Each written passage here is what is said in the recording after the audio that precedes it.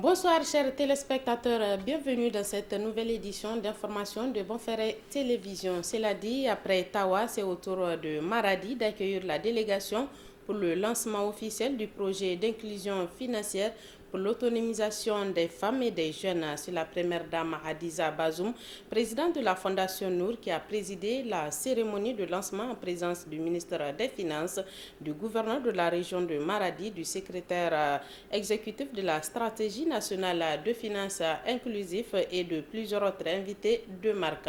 Compte rendu Ablaziz Mahmoud.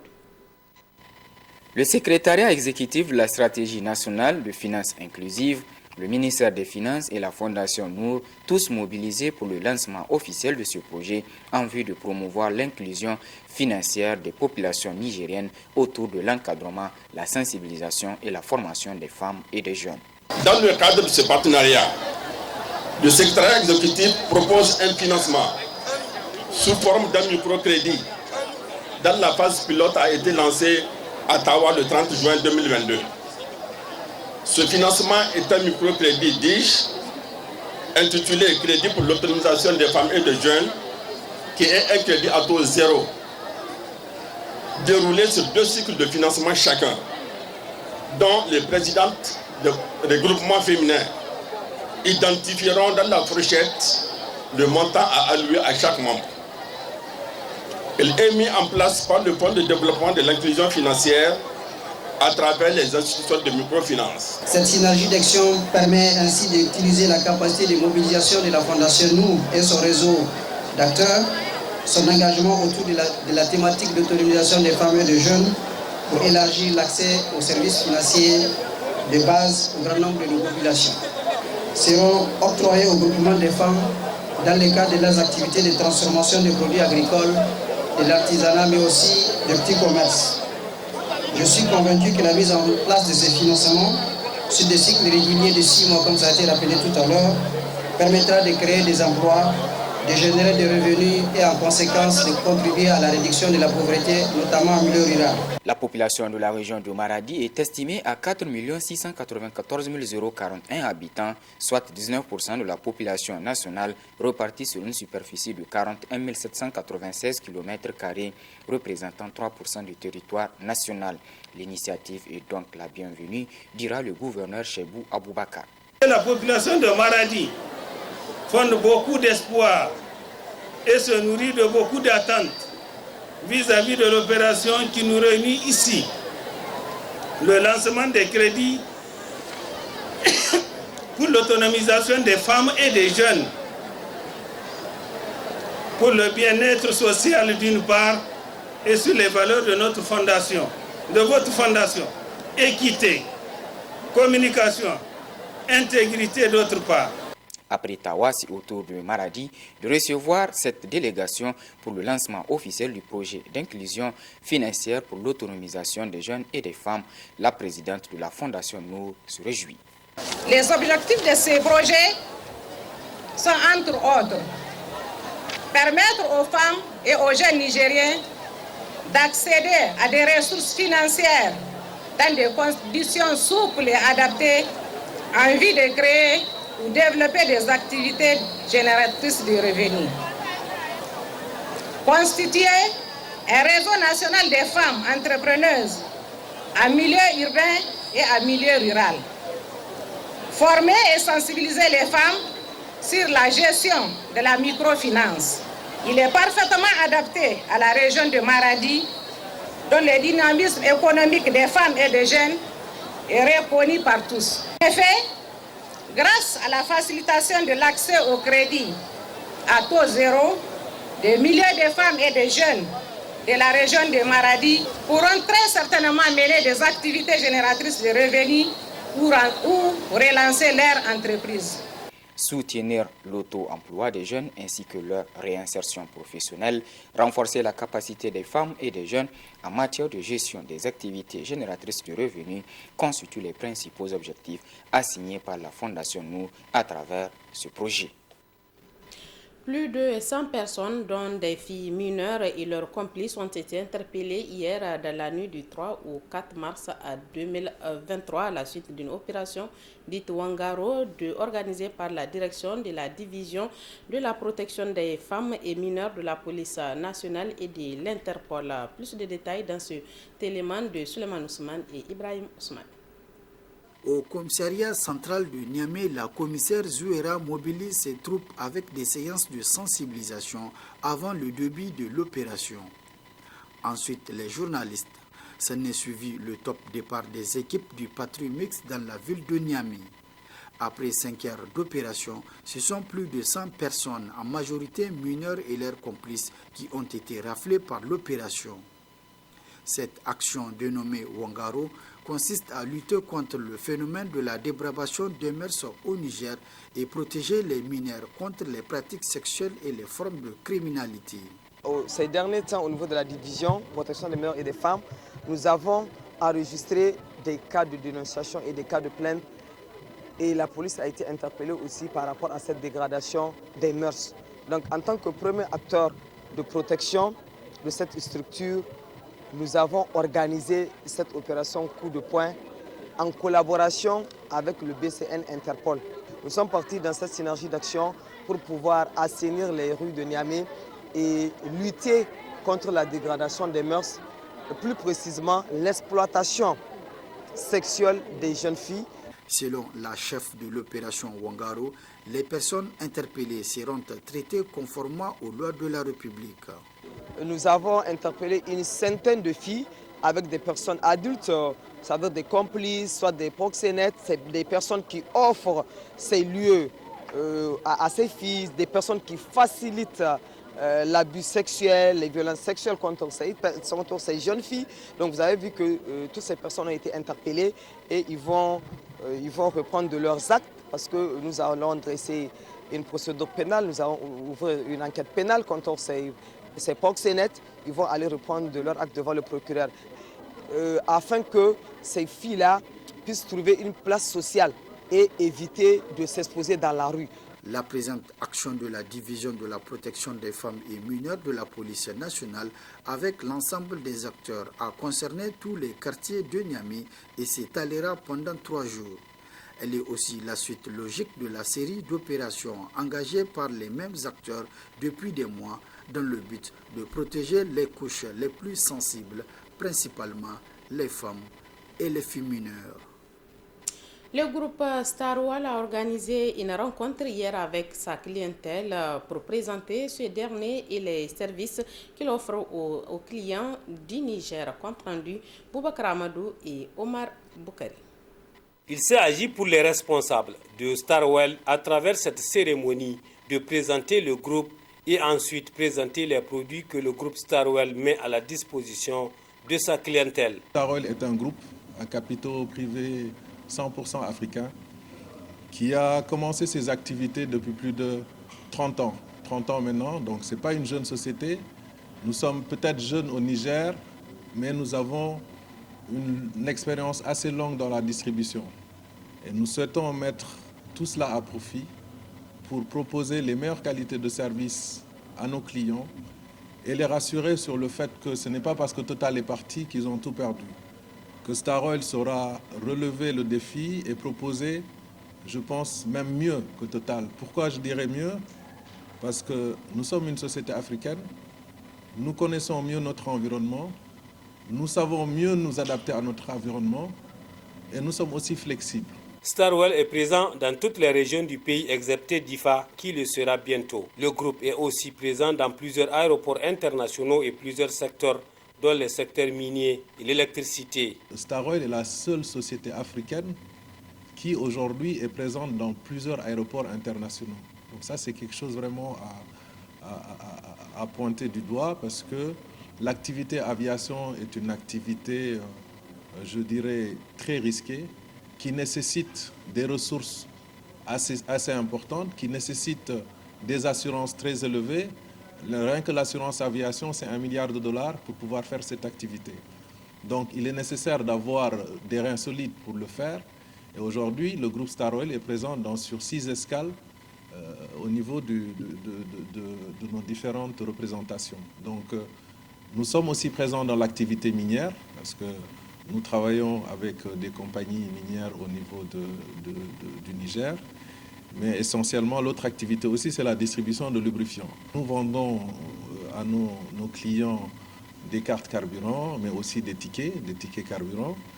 Et je dirais que la particularité, essentiellement au niveau des cartes, c'est la possibilité de pouvoir traiter certaines opérations. Le service qu'offre le groupe Starwell a déjà conquis la confiance de la clientèle. Nous sommes sur les 7 régions présentes. On a signé un contrat avec Starwell. Oui, nous avons une satisfaction totale avec ce partenaire. Oui. Nous avons compris que vraiment cette fois-ci, ils sont venus avec notre innovation pour pouvoir satisfaire leur clientèle. Par le passé, nous approvisionnons au niveau de Total, qui est devenu aujourd'hui Starwell. Donc nous pensons qu'avec ce que nous avons apporté comme donc ça va être aussi quand même un partenaire avec lequel nous allons travailler. Groupe à capitaux privés africains actifs dans 7 pays africains avec environ 4000 stations-service et acteurs majeurs dans divers secteurs. Au Niger, Starwell est présent à travers un réseau de 57 stations-service spécialisées dans la vente de carburant et lubrifiants. Starwell, c'est l'énergie sous la bonne étoile. Le syndicat national des agents, sociétés, lotisseurs immobiliers du Niger a animé le 28 février dernier un point de presse. Il s'est agi pour le dit syndicat de dénoncer le comportement du maire, président du conseil de ville de Niamey à l'endroit de ses militants. Le résumé de ce conseil avec Boubacar Amadou. Dans un point de presse qu'il a animé le 28 février dernier, le syndicat national des agents, sociétés, lotisseurs immobiliers du Niger fustige le comportement du maire président du conseil de ville de Niamey à l'égard de ses militants. En effet, le syndicat qui a accueilli avec bonheur et espoir l'installation de Oumar Moumouni Dogari à la tête de la ville de Niamey a le 9 septembre 2022 adressé une correspondance au maire avec pour objectif d'une prise de contact et de présentation du syndicat et ses objectifs. Ensuite, une autre le 9 novembre de la même année pour discuter des points de préoccupation du syndicat, à savoir le remboursement des frais d'acte de cession déjà payés, la régularisation des terrains non battus, les difficultés au niveau des archives que rencontre la population de Niamey concernée. Malheureusement, comme pour la première correspondance, celle-ci aussi n'a pas connu de suite favorable. À la quête toujours d'une satisfaction à leurs préoccupations, le syndicat national des agents, sociétés, lotisseurs immobiliers du Niger a une fois encore introduit une correspondance auprès du maire pour en discuter sur les points. À en croire le syndicat, jusqu'à cette date et malgré certaines démarches, aucune suite favorable. Nonobstant ce mépris, le syndicat dit avoir appris avec grande surprise et de manière unilatérale la fixation de 15% des produits issus des opérations de lotissement devant revenir aux prestataires privés. Malgré toute cette déception, le syndicat réitère sa volonté de travailler main dans la main avec le maire président du conseil de ville de Niamey. C'est pourquoi il invite l'intéressé à plus d'ouverture et de coopération avec ceux qui participent au développement de la ville de Niamey par le paiement des taxes et impôts de plusieurs milliards de francs CFA. Autre aspect de ce journal, le collectif des structures islamiques du 5e arrondissement de Niamey a organisé hier son prêche annuel placé sous le thème « Éducation islamique, une solution à la dépravation des mœurs ». Compte rendu, Souleymane Soumane.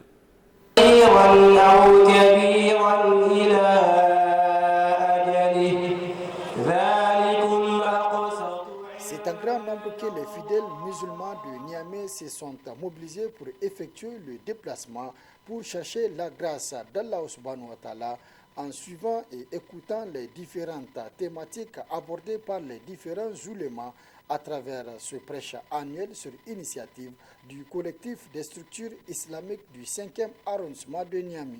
Cette année, daga wannan ɗan guda ɗaya na namiji annabi adam to shi Allah ya halitta masa zauja matarsa kun ga bai ce abokiyarsa ba bai ce kilakinsa ba don ya nuna mana muhimmancin aure cewa tun halittar Hawwa alaihi assalam alaƙa ta farko da Allah ya sa ya kulla tsakanin da annabi les invocations.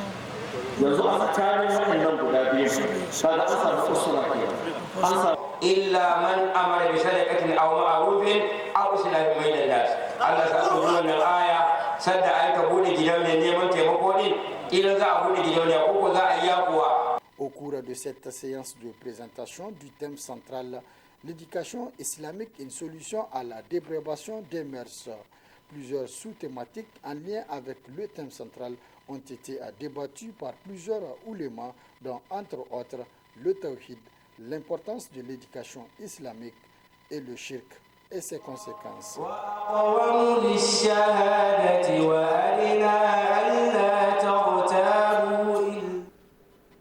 C'est la fin de ce journal, mais dans quelques instants, vous allez suivre la rediffusion de votre rubrique hebdomadaire Actu sur le web avec Balima Bourema et Aminata Yaya Mega. Bonne suite de nos programmes et bonne réception.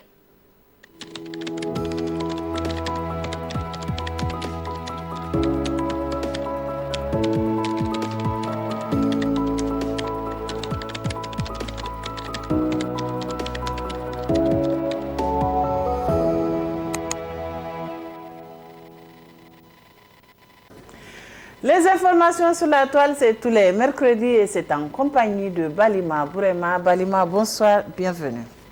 Bonsoir Aminatou Yaya Maïga, bonsoir chers téléspectateurs, bienvenue à ce numéro d'Actu sur le web de ce 1er mars 2023. La question de la paix et bien d'autres questions en Libye étaient au centre d'un entretien entre le président nigérien et un envoyé spécial du Premier ministre libyen. Le président de la République, Mohamed Bazoum, a reçu dans l'après-midi de ce lundi 27 février 2023 le ministre de la Jeunesse, Fatallah Al-Zani, envoyé spécial du Premier ministre libyen. Au terme de l'audience, M. Fatallah Al-Zani a déclaré à la presse que cette audience s'inscrit dans la droite ligne des bonnes relations entre les deux pays et aussi de tous les engagements qui ont été pris par les deux pays concernant la communauté des États sahélo-sahariens, SENSAD. Le ministre libyen d'indiquer avoir demandé au président de la République d'aider la SENSAD à pouvoir tenir la conférence des chefs d'État et de gouvernement qui ne s'est pas tenue depuis plus de 4 ans et le président nous a très bien écoutés.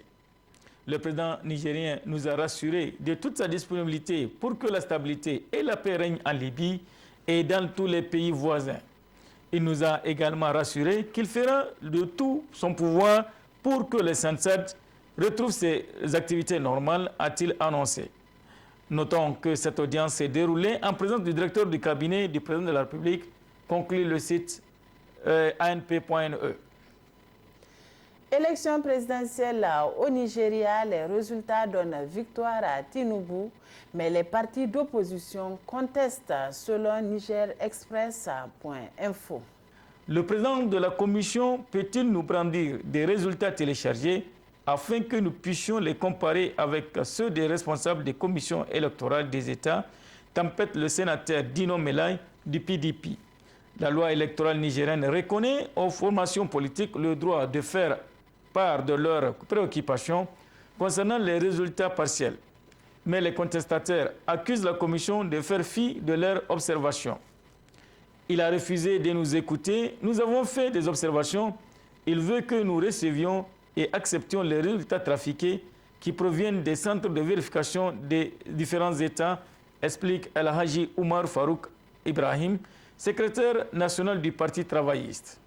Allégation balayée par Mahamoud Yakoubou, pour le responsable des élections au Nigeria, les résultats publiés ont été authentifiés par les agents électoraux. 3 jours après le scrutin, les Nigériens attendent toujours de connaître le nom de leur prochain président. 3 candidats en faveur des pronostics. Il s'agit de Atiku Abubakar, Bola Tinubu et Peter Obi. Après la précédente élection présidentielle de 2019, il a fallu 4 jours aux responsables pour déclarer un vainqueur. Plus de 87 millions d'électeurs étaient appelés samedi dernier à choisir parmi 18 candidats, dont une femme, l'homme qui succédera au président Muhammadu Buhari, qui ne se représente pas en vertu de la Constitution après 2 mandats à la tête du pays, conclut le site NigerExpress.info. RFI.fr, lui, dresse un portrait sur le plan politique de Tinubu. À bientôt 71 ans, Bola Tinubu devient le 5e président de la 4e République. Il succède ainsi à Olusegun Obasanjo, 1999-2007, Umaru Yar'Adua, 2007-2010, Goodluck Jonathan, 2010-2015 et Muhammadu Buhari. Le prochain président nigérian réalise enfin le rêve de toute sa vie. Grand favori de cette élection présidentielle 2023, l'ex-gouverneur de la province de Lagos a confirmé son rang en terminant largement en tête du nombre de suffrages cumulés, même s'il a perdu à Lagos et à Kano, mais aussi dans la capitale Abuja. Yoruba musulman Bola Tinubu est un vieux routier de la vie politique nigérienne. Il a la réputation d'être un faiseur de roi et on lui a attribué l'élection de son prédécesseur Muhammadu Buhari à la présidence de 2015. D'ailleurs, durant la campagne électorale, il n'a pas caché que c'était son tour d'accéder aux plus hautes fonctions après avoir aidé d'autres personnes à satisfaire leurs ambitions politiques.